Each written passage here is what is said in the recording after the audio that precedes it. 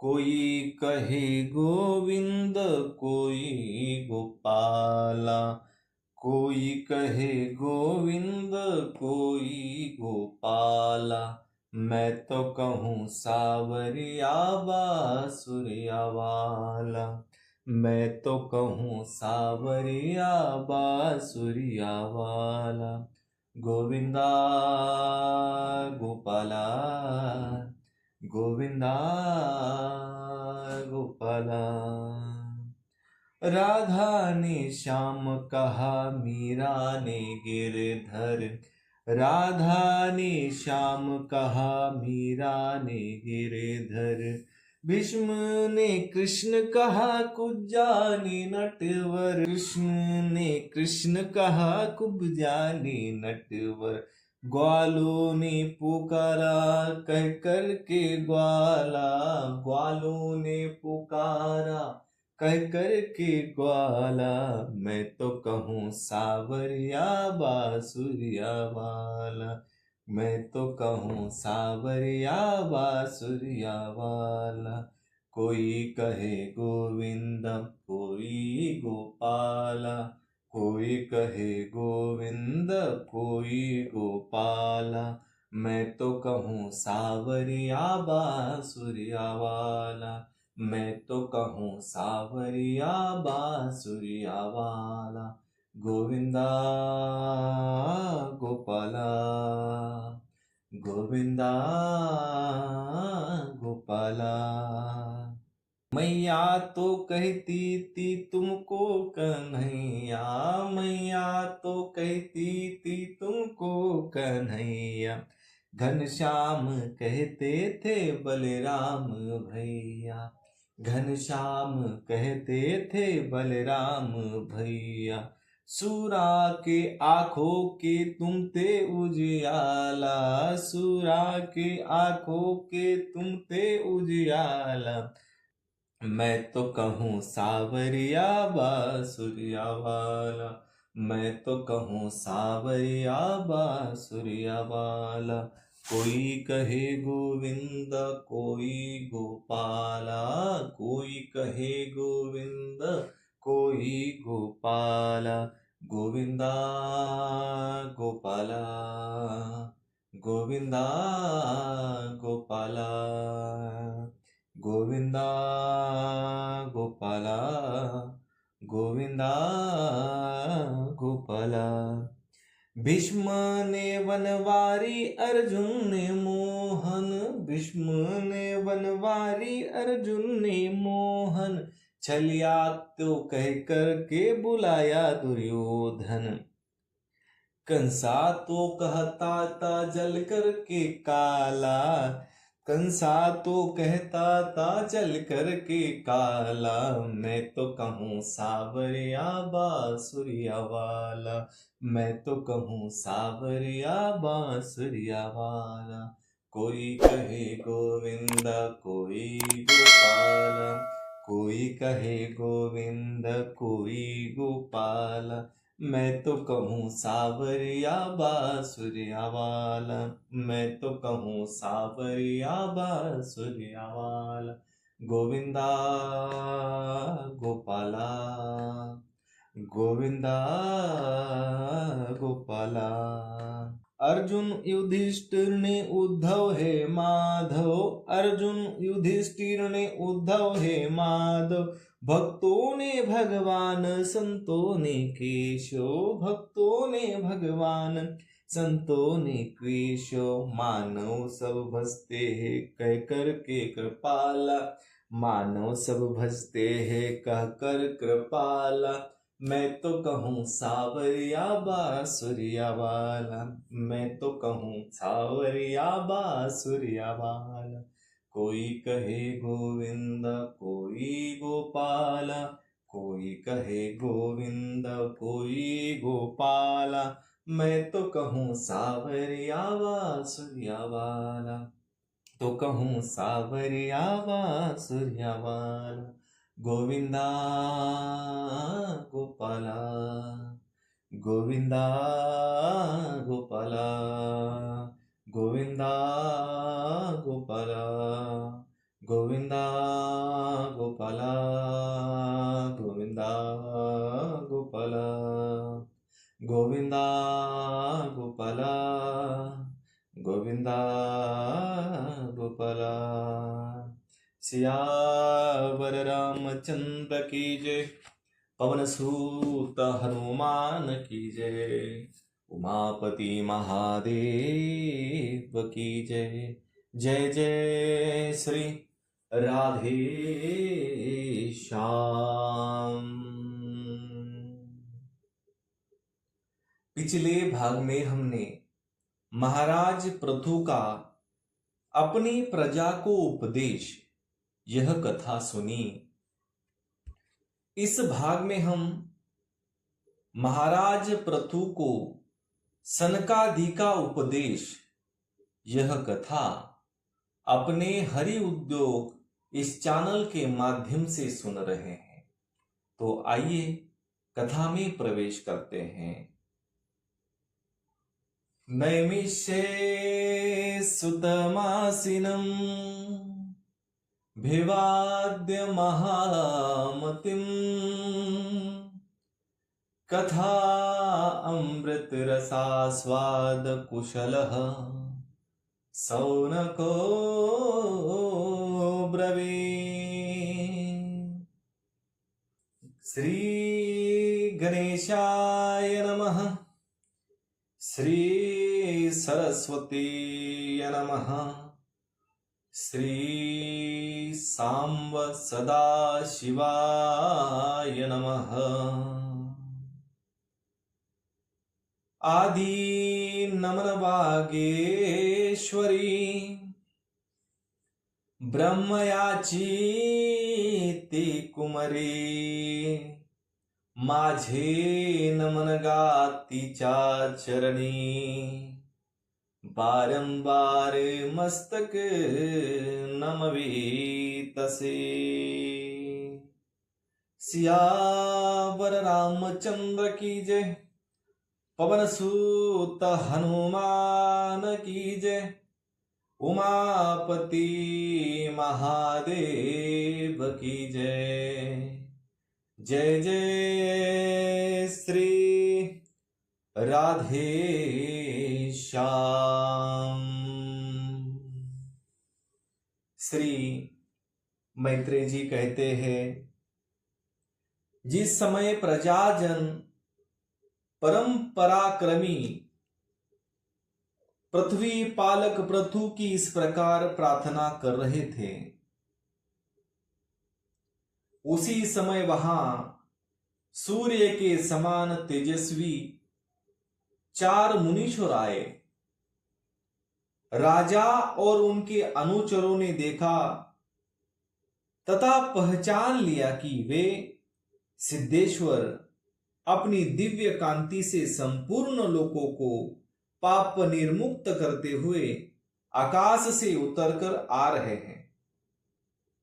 राजा के प्राण सनकादिकों के दर्शन करते ही जैसे विषयी जीव विषयों की ओर दौड़ता है, उनकी ओर चल पड़े, मानो उन्हें रोकने के लिए ही वे अपने सदस्यों और अनुयायियों के साथ एकाएक उठकर खड़े हो गए। जब वे मुनिगण अर्घ्य स्वीकार कर आसन पर विराज गए, तब शिष्टाग्रणी पृथु ने उनके गौरव से प्रभावित हो विनयवश गर्दन झुकाए हुए उनकी विधिवत पूजा की। फिर उनके चरणोदक को अपने सिर के बालों पर छिड़का। इस प्रकार शिष्ट जनोचित आचार का आदर तथा पालन करके उन्होंने यही दिखाया कि सभी सत्पुरुषों को ऐसा व्यवहार करना चाहिए। सनकादि मुनीश्वर भगवान शंकर के भी अग्रज है। सोने के सिंहासन पर वे ऐसे सुशोभित हुए जैसे अपने अपने स्थानों पर अग्नि देवता महाराज पृथु ने बड़ी श्रद्धा और संयम के साथ प्रेम पूर्वक उनसे कहा। पृथु जी ने कहा, मंगल मूर्ति मुनीश्वरों, आपके दर्शन तो योगियों को भी दुर्लभ है। मुझसे ऐसा क्या पुण्य बना है जिससे स्वतः आपका दर्शन प्राप्त हुआ, जिस पर ब्राह्मण अथवा अनुचरों के सहित श्री शंकर या विष्णु भगवान प्रसन्न हो, उसके लिए यह लोक और परलोक में कौन सी वस्तु दुर्लभ है। इस दृश्य प्रपंच के कारण महतत्वादि यद्यपि सर्वगत है, तो भी वे सर्वसाक्षी आत्मा को नहीं देख सकते। इसी प्रकार यद्यपि आप समस्त लोकों में विचरते रहते हैं, तो भी अनधिकारी लोग आपको देख नहीं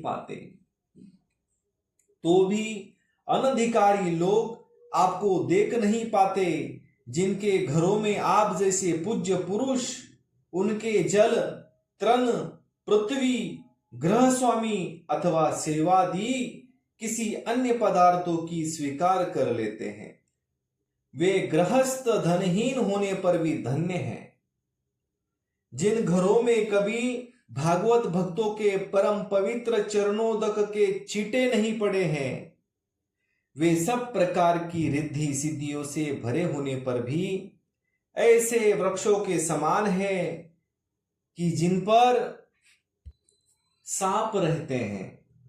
मुनीश्वरों, आपका स्वागत है। आप लोग तो बाल्यावस्था से ही मुमुक्षुओं के मार्ग का अनुसरण करते हुए एकाग्र चित्त से ब्रह्मचर्य आदि महान व्रतों का बड़ी श्रद्धा पूर्वक आचरण कर रहे हैं। स्वामियों, हम लोग आपके कर्मों के विभूषित होकर विपत्तियों के क्षेत्र रूप इस संसार में पड़े हुए केवल इंद्रिय संबंधी भोगों को ही परम पुरुषार्थ मान रहे हैं। सो क्या हमारे निस्तार का भी कोई उपाय है? आप लोगों से कुशल प्रश्न करना उचित नहीं है, क्योंकि आप निरंतर आत्मा में ही रमन करते हैं। आप में यह कुशल है और यह अकुशल है। इस प्रकार की वृत्तियां कभी होती ही नहीं। आप संसारा नल से संतप्त जीवों के परम सूर्योदय हैं। इसीलिए आप में विश्वास करके मैं यह पूछना चाहता हूं कि इस संसार में मनुष्य का किस प्रकार सुगम गति से कल्याण हो सकता है। यह निश्चय है कि जो आत्मवान धीर पुरुषों में आत्मा स्वरूप से प्रकाशित होते हैं और उपासक को हृदय में अपने स्वरूप को प्रकट करने वाले होते हैं, वे अजन्मा भगवान नारायण ही आपने भक्तों पर कृपा करने के लिए आप जैसे सिद्ध पुरुषों के रूप में इस पृथ्वी पर विचरा करते हैं। मैत्रेय जी कहते हैं, राजा पृथु के ये युक्ति युक्त गंभीर परिमित और मधुर वचन सुनकर श्री सनत कुमार जी बड़े प्रसन्न हुए और कुछ मुस्कुराते हुए कहने लगे। श्री सनत कुमार जी ने कहा, महाराज, आपने सब कुछ जानते हुए भी समस्त प्राणियों के कल्याण की दृष्टि से बड़ी अच्छी बात पूछी है। सच है, साधु पुरुषों की बुद्धि ऐसी ही हुआ करती है। सत्पुरुषों का समागम श्रोता और वक्ता दोनों के ही अभिमत होता है, क्योंकि उनके प्रश्नोत्तर सभी का कल्याण करते हैं। राजन, चरण कमलों के गुणानुवाद में अवश्य ही आपकी अविचल प्रीति है। हर किसी को इसका प्राप्त होना बहुत कठिन है, और प्राप्त हो जाने पर यह हृदय के भीतर रहने वाले उस वासना रूप मल को स्पष्ट था सर्वथा नष्ट कर देती है। जैसा और किसी उपाय से जल्दी नहीं छूटता, शास्त्र जीवों के कल्याण के लिए भली भांति विचार करने वाले हैं।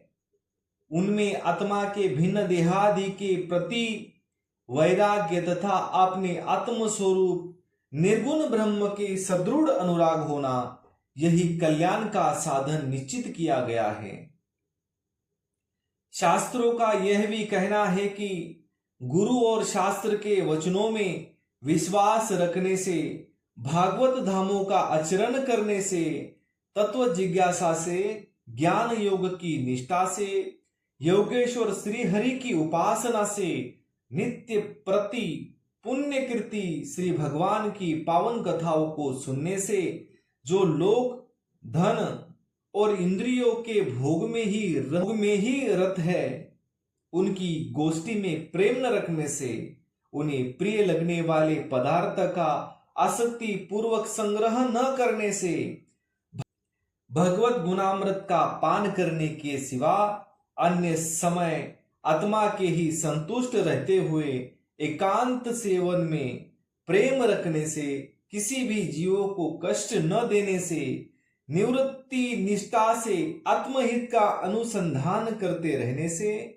श्री हरि के पवित्र चरण रूप श्रेष्ठ अमृत का आस्वादन करने से, निष्काम भाव से यम नियमों का पालन करने से, कभी किसी की निंदा न करने से, योगक्षेम के लिए प्रयत्न न करने से, शीतुष्णोदी द्वंद्वों को सहन करने से, भक्त जनों के कानों को सुख देने वाले श्री हरि के गुणगान बार बार वर्णन करने से और बढ़ते हुए भक्ति भाव से मनुष्य का कारण रूप संपूर्ण जड़ प्रपंच से वैराग्य हो जाता है और आत्म स्वरूप निर्गुण पर ब्रह्म में अनायास ही उसकी प्रीति हो जाती है। पर ब्रह्म में सदृढ़ प्रीति हो जाने पर पुरुष सदगुरु की शरण लेता है। फिर ज्ञान और वैराग्य के प्रबल वेग के कारण वासना शून्य हुए अपने अविद्यादि 5 प्रकार के क्लेशों से युक्त अहंकारात्मक अपने लिंग शरीर को वह उसी प्रकार भस्म कर देता है जैसे अग्नि लकड़ी से प्रकट होकर भी उसी को जला डालती है। इस प्रकार लिंग देह का नाश हो जाने पर वह उसके कर्तृत्वादि सभी गुणों से मुक्त हो जाता है। फिर तो जैसे स्वप्न अवस्था में तरह तरह के पदार्थ देखने पर भी उसे जग पड़ने पर उनमें से कोई चीज दिखाई नहीं देती, उसी प्रकार वह पुरुष शरीर के बाहर दिखाई देने वाले घटपटादि और भीतर अनुभव होने वाले सुख दुखादि को भी नहीं देखता। इस स्थिति के प्राप्त होने से पहले ये पदार्थ ही जीवात्मा और परमात्मा के बीच में रहकर उनका भेद कर रहे थे। जब तक अंतकरण रूप उपाधि रहती है तभी तक पुरुष को जीवात्मा उपाधि रहती है, तभी तक पुरुष को जीवात्मा इंद्रियों के विषय और इन दोनों का संबंध कराने वाले अहंकार का अनुभव होता है। इसके बाद नहीं, बाह्य जगत में भी देखा जाता है कि जल दर्पण आदि निमित्तों के रहने पर ही अपने बिंब और प्रतिबिंब का भेद दिखाई देता है, अन्य समय नहीं। जो लोग विषय चिंतन में लगे रहते हैं उनकी इंद्रियां विषयों में फंसी जाती है तथा मन को भी उन्हीं की ओर खींच ले जाते हैं। फिर तो जैसे जलाशय के तीर पर उगे हुए कुशादी अपनी जड़ों से उसका जल खींचते रहते हैं, उसी प्रकार वह इंद्रियासक्त मन बुद्धि की विचार शक्ति को क्रमशः हर लेता है। विचार शक्ति के नष्ट हो जाने पर पूर्वापर की समृद्धि जाती रहती है और समृद्धि का नाश हो जाने पर ज्ञान नहीं रहता। इस ज्ञान के नाश को ही पंडित जन अपने आप अपना नाश करना कहते हैं, जिसके उद्देश्य से अन्य सब पदार्थों में प्रियता का बोध होता है। उस आत्मा का अपने द्वारा ही नाश होने से अर्थहीन होती है, जो उसी से बढ़कर लोक में जीव की और कोई हानि नहीं है। धन और इंद्रियों के विषयों का चिंतन करना मनुष्य के सभी पुरुषार्थों का नाश करने वाला है, क्योंकि इनकी चिंता से वह ज्ञान और विज्ञान से भ्रष्ट होकर वृक्षादि स्थावर योनियों में जन्म पाता है। इसीलिए जिसे अज्ञान अंधकार से पार होने की इच्छा है, उस पुरुष को विषयों में आसक्ति कभी नहीं करनी चाहिए, क्योंकि यह धर्म, अर्थ, काम और मोक्ष की प्राप्ति में बड़ी बाधक है। इन चार पुरुषार्थों में ही सभी श्रेष्ठ मोक्ष ही माना जाता है, क्योंकि अन्य तीन पुरुषार्थों में सदा काल का भय लगा रहता है। प्रकृति में गुण क्षोभ होने के बाद जितने भी उत्तम और अधम भाव पदार्थ प्रकट हुए हैं, उनमें कुशल से रह सके ऐसा कोई भी नहीं है। काल भगवान उन सभी कुशलों को कुचलते रहते हैं। अतः राजन, जो श्री भगवान देह, इंद्रिय, प्राण, बुद्धि और अहंकार से आवृत सभी स्थावर जंगम प्राणियों के हृदय में जीव के नियामक अंतर्यामी आत्म रूप से सर्वत्र साक्षात प्रकाशित हो रहे हैं, उन्हें तुम वही मैं हूं ऐसा जानो। जिस प्रकार माला का ज्ञान हो जाने पर उसमें सर्प बुद्धि नहीं रहती, उसी प्रकार विवेक होने पर जिसका कहीं पता नहीं लगता, ऐसा यह मायामय प्रपंच, जिसमें कार्य कारण रूप से प्रतीत हो रहा है और जो स्वयं कर्मफल कलुषित प्रकृति से परे है, उस नित्य मुक्त निर्मल और ज्ञान स्वरूप परमात्मा को मैं प्राप्त हो रहा हूं। संत महात्मा जिनके चरण कमलों के अंगुली दल की छिटकती हुई छटा का स्मरण करके अहंकार रूप हृदय ग्रंथि को जो कर्मों से घटित है, इस प्रकार छिन्न भिन्न कर डालते हैं कि समस्त इंद्रियों का प्रत्याहार करके अपने अंतकरण को निर्विषय करने वाले सन्यासी भी वैसा नहीं कर पाते। तुम उन सर्वाश्रय भगवान वासुदेव का भजन करो, जो लोग मन और इंद्रिय रूप मगरों से भरे हुए इस संसार सागर को योगादि दुष्कर साधनों से पार करना चाहते हैं। उनका उस पार पहुंचना कठिन ही है, क्योंकि उन्हें कर्णधार रूप श्री हरि का आश्रय नहीं है। अतः तुम तो भगवान के आराधनीय चरण कमलों को नौका बनाकर अनायास ही इस दुस्तर समुद्रों को पार कर लो। श्री मैत्रेय जी कहते हैं, विदुर जी, ब्रह्मा जी के पुत्र आत्मज्ञानी सनत कुमार जी से इस प्रकार आत्म तत्व का उपदेश पाकर महाराज पृथु ने उनकी बहुत प्रशंसा करते हुए कहा। राजा पृथु ने कहा, भगवान दीन दयाल, श्री हरि ने मुझ पर पहले कृपा की थी, उसी को पूर्ण करने के लिए आप लोग पधारे हैं। आप लोग बड़े ही दयालु हैं। जिस कार्य के लिए आप लोग पधारे थे, उसे आप लोगों ने अच्छी तरह संपन्न कर दिया। अब इसके बदले में मैं आप लोगों को क्या दूं? मेरे पास तो शरीर और इसके साथ जो कुछ है वह सब महापुरुषों का ही प्रसाद है। ब्राह्मण, प्राण, स्त्री, पुत्र, सब प्रकार की सामग्रियों से भरा हुआ भवन, राज्य, सेना, पृथ्वी और कोश, यह सब कुछ आप ही लोगों का है। अतः आपके श्री चरणों में अर्पित है।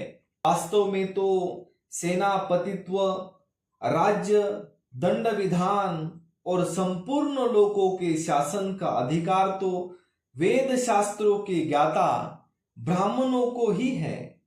ब्राह्मण अपना ही खाता है, अपना ही पहनता है और अपनी ही वस्तु दान देता है। दूसरे क्षत्रिय आदि तो उसी की कृपा से अन्न खाने को पाते हैं। आप लोग वेद के पारगामी हैं।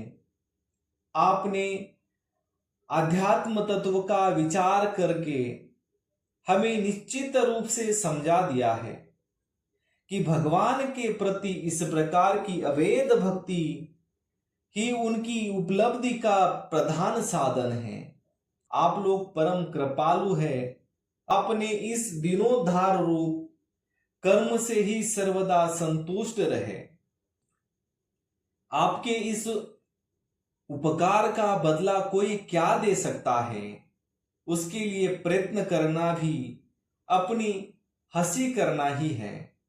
श्री मैत्रेय जी कहते हैं, विदुर जी, फिर अधिराज पृथु ने आत्मज्ञानियों में श्रेष्ठ सनकादि की पूजा की और वे उनके शील की प्रशंसा करते हुए सब लोगों के सामने ही आकाश मार्ग से चले गए। महात्माओं में अग्रगण्य महाराज पृथु उनसे आत्मोपदेश पाकर चित्त की एकाग्रता से आत्मा में ही स्थित रहने के कारण अपने को कृत सा अनुभव करने लगे। समय, स्थान, शक्ति, न्याय और धन के अनुसार सभी कर्म करते थे। इस प्रकार एकाग्र चित्त से समस्त कर्मों का फल परमात्मा को अर्पण करके आत्मा को कर्मा का साक्षी एवं प्रकृति से अतीत देखने के कारण वे सर्वथा निर्लिप्त रहे। जिस प्रकार सूर्य देव सर्वत्र प्रकाश करने पर भी वस्तुओं के गुण दोषों से निर्लेप होते हैं, उसी प्रकार सार्वभौम साम्राज्य लक्ष्मी जी से संपन्न और गृहस्थ आश्रम में रहते हुए भी अहंकार शून्य होने के कारण वे इंद्रियों के विषयों में आसक्त नहीं हुए। इस प्रकार आत्मनिष्ठा में स्थित होकर सभी कर्तव्य कर्मों का यथोचित रीति से अनुष्ठान करते हुए उन्होंने अपनी भार्या अर्ची के गर्भ से अपने अनुरूप 5 पुत्र उत्पन्न किए। उनके नाम भीताश्व, धूम्रकेश, हर्यक्ष, द्रविण और वृक थे। महाराज पृथु भगवान के अंश थे। वे समय समय पर जब जब आवश्यक होता था जगत के प्राणियों की रक्षा के लिए अकेले ही समस्त लोगों के गुण धारण कर लिया करते थे। अपने उदार मन, प्रिय और हितकर वचन, मनोहर मूर्ति और सौम्य गुणों के द्वारा प्रजा का रंजन करते रहने से दूसरे चंद्रमा के समान उनका राजा यह नाम सार्थक हुआ। सूर्य जिस प्रकार गर्मी में पृथ्वी का जल खींचकर वर्षा काल में उसे पुनः पृथ्वी पर वर्षा देता है तथा अपनी किरणों से सबको ताप पहुंचाता है, उसी प्रकार वे कर रूप से प्रजा का धन लेकर प्रजा के हित में लगा देते थे तथा सब पर अपना प्रभाव जमाए रखते थे। वे तेज में अग्नि के समान, दुर्धर्ष इंद्र के समान, अजय पृथ्वी के समान, क्षमाशील और स्वर्ग के समान मनुष्यों की समस्त कामनाएं पूर्ण करने वाले थे। वे तेज में अग्नि के समान दुर्धर्ष थे, इंद्र के समान अजय थे, पृथ्वी के समान क्षमाशील और स्वर्ग के समान मनुष्यों की समस्त कामनाएं पूर्ण करने वाले थे। समय समय पर प्रजाजनों को तृप्त करने के लिए वे मेघ के समान उनके अभीष्ट अर्थों को खुले हाथ से लुटाते रहते थे।